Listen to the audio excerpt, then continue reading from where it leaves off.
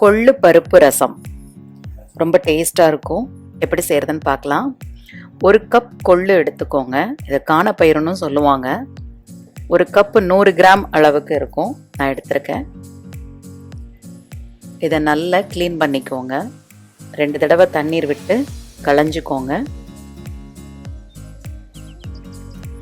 களைஞ்சிட்டு தண்ணீர் ஊற்றி ஒரு 2 or 3 ஹவர்ஸ்க்கு அதை ஊற வைங்க.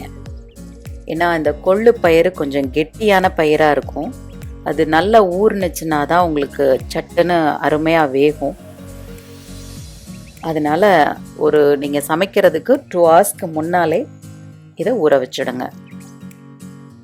நல்லா ஊறிடுச்சு பாருங்கள். 2 ஹவர்ஸ் கழிச்சு அது அப்படி நசுக்கி பார்க்கும்போது அந்த தோல் தனியாக பிரிஞ்சு வருது பாருங்கள். அப்படி இருந்துச்சுன்னா ஈஸியாக குக் ஆகிடும். இது கூட 2 பெரிய தக்காளி பழங்களை சேர்த்துக்கோங்க. கொஞ்சம் மல்லி இலைகளையும் சேர்த்து குக்கரில் ஒரு 6 விசிலுக்கு வைங்க. ஒரு சின்ன நெல்லிக்காய் சைஸ் அளவுக்கு புளியை ஊற வச்சுக்கோங்க.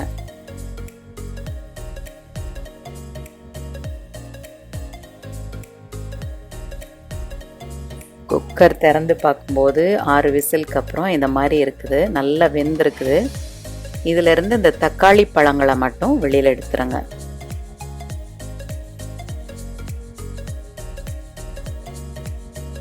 இந்த கொள்ளு பருப்பு ரசம் சாப்பிட்ற அன்னைக்கு அந்த கொள்ளு பருப்பையே கடைஞ்சி அதுக்கு தொட்டுக்க வச்சுக்கோங்க.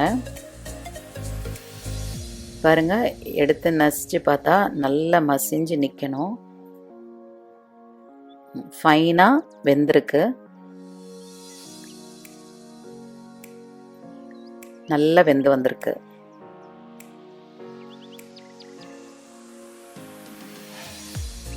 இந்த தக்காளி பழங்களை ஆற விடுங்க. அதிலிருந்து அந்த தோலை எடுத்துடலாம்.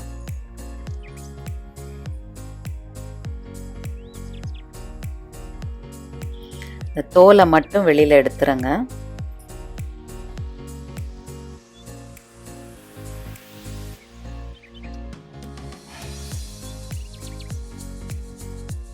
எடுத்துட்டு அதை நல்லா பிசைஞ்சு விடணும்.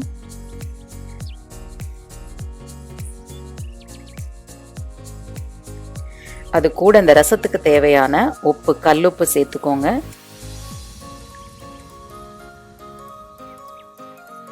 கொஞ்சம் மஞ்சத்தூள் சேர்த்துக்கோங்க.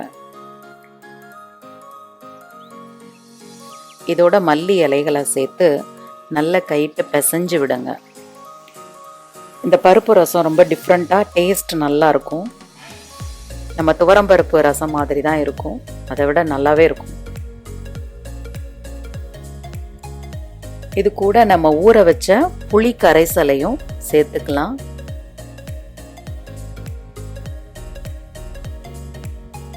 இது கெட்டி புளிக்கரைசல் வேணும்னு இல்லை, இன்னும் கொஞ்சம் தண்ணீர் விட்டு புளி கரைச்ச தண்ணி எடுத்துக்கலாம்.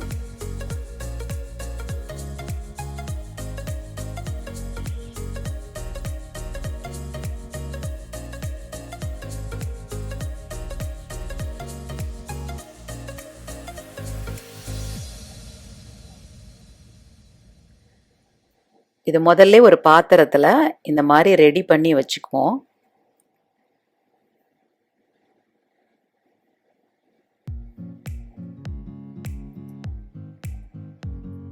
இதில் இந்த கொள்ளு அவிச்சோம் இல்லையா, அந்த தண்ணியும் அதோட சேர்த்து ரெடி பண்ணி வச்சுக்கோங்க. அந்த தண்ணீரை நீங்கள் டேஸ்ட் பண்ணி பார்க்கும்போது அதில் உப்பும் புளிப்பும் இருக்கிற மாதிரி பர்ஃபெக்டாக இருக்க மாதிரி செக் பண்ணிக்கோங்க. ரொம்ப நல்லது இந்த ரசம். அடிக்கடி செஞ்சு சாப்பிடலாம். இந்த பருப்பை நல்லா மசிச்சுக்கோங்க. இந்த பருப்பு கடைசியில் நீங்கள் தாளித்து விட்டு இந்த ரசத்துக்கு தொட்டுக்க வச்சுக்கலாம். நல்லா மசிச்சாச்சு. இதிலிருந்து ஒரு பெரிய கரண்டி அளவுக்கு எடுத்து நம்ம ரசம் சேர்த்து வச்சுருக்கோம் இல்லையா, கூட்டி வச்சுருக்கிறதோட சேர்த்துக்கோங்க. நல்லா கரைச்சி விட்டுக்கோங்க. இதையே டேஸ்ட் பார்த்து ரெடி பண்ணி வச்சுக்கோங்க. இப்போ இதுக்குரிய மசாலா ரெடி பண்ணலாம். ஒரு டேபிள் ஸ்பூன் அளவுக்கு பெப்பர் எடுத்துக்கோங்க. அதே மாதிரி 1 டேபிள் ஸ்பூன் அளவுக்கு சீரகம், 4 காஞ்ச மிளகாய், 3ல இருந்து 4 போட்டுக்கோங்க. விரலி மஞ்சள் துண்டு கொஞ்சம் பொடி பண்ணி அதோட சேர்த்துக்கோங்க. எல்லாமே ரொம்ப மருத்துவ குணம் நிறைஞ்சது.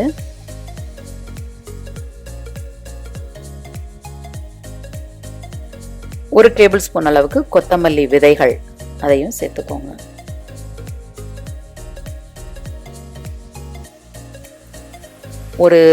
ஒரு பூண்டு, ஃபுல் பூண்டும், நாட்டு பூண்டு சின்ன பற்களா இருந்ததுன்னா நல்ல எஃபெக்டா இருக்கும். அதை தோல்லாம் எடுக்க வேண்டாம், அப்படியே பிரிச்சு எடுத்துக்கோங்க. அந்த பூண்டோட பல் சின்னதாக ஆக ஆக அதோட எஃபெக்ட் ரொம்ப நல்லா இருக்கும். இது நாட்டு பூண்டு, அது முழு பூண்டுமே நான் சேர்த்துட்டேன். கொஞ்சம் கருவேப்பிலைகளையும் சேர்த்துட்டு காயத்தூளும் அதோட ஆட் பண்ணிக்கோங்க. சேர்த்து நல்லா பவுடர் பண்ணிக்கோங்க. இந்த கொள்ளுக்கு தேவையான ரச பவுடர் இதுதான். இந்த மாதிரி கோர்ஸ் டெக்ஸ்சரில் அரைச்சி எடுத்துக்கோங்க. கடாயில் எண்ணெய் விட்டுக்கோங்க.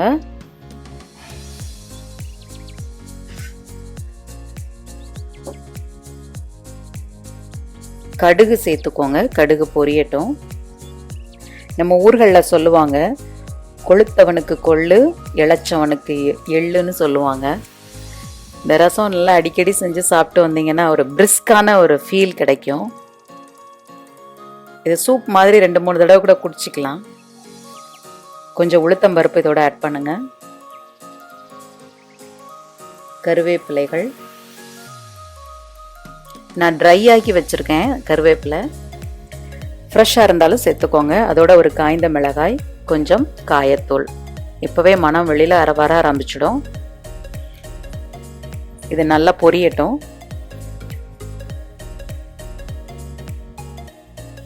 இப்போ அரைச்சி வச்சிருக்கிற அந்த ரச பவுடரை இதோட சேர்த்துக்கோங்க. இதை நீங்கள் போட்ட அடுத்த க்ஷணமே வீடு ஃபுல்லாக மணக்க ஆரம்பிச்சிடும். Fresh powder. எப்போவுமே ரசப்பொடிகள் வெளியில் வாங்காதீங்க, அப்பப்போ செஞ்சு இதை மாதிரி சாப்பிடுங்க. நல்லா மோர் பவர்ஃபுல்லாக இருக்கும். நம்ம சாப்பிட்ற சாப்பாடே நமக்கு ஆரோக்கியம் கொடுக்கணும்னு தானே. அதை நீங்கள் செஞ்சு டப்பாவாக வச்சுருக்கவும் செய்யாதீங்க. இது மாதிரி முதல்ல திரிச்சு ஒரு டப்பாவில் சேர்த்து வைக்கிறது அப்படியும் செய்யாதீங்க.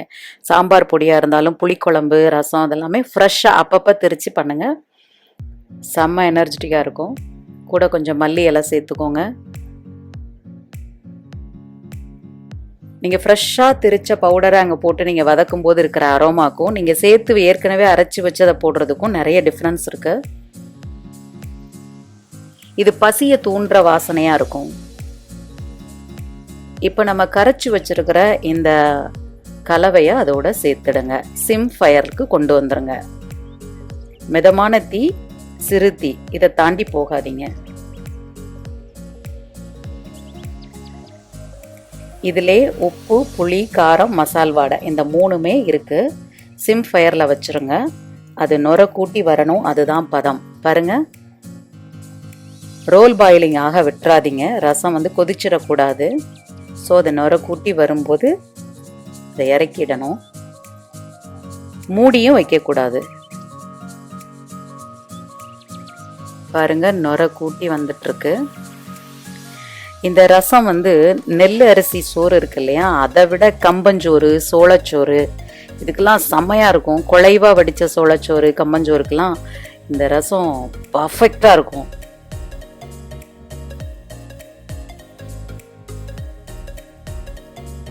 நல்ல கம கமன்னு வாசனையோட கொள்ளுப்பருப்பு ரசம் ரெடி ஆயிட்டுருக்கு. That's it. மல்லி தூவி இறக்கிடுங்க. இதை செஞ்சு பாருங்கள். எனக்கு உங்கள் கமெண்ட் அனுப்புங்க. தேங்க்யூ.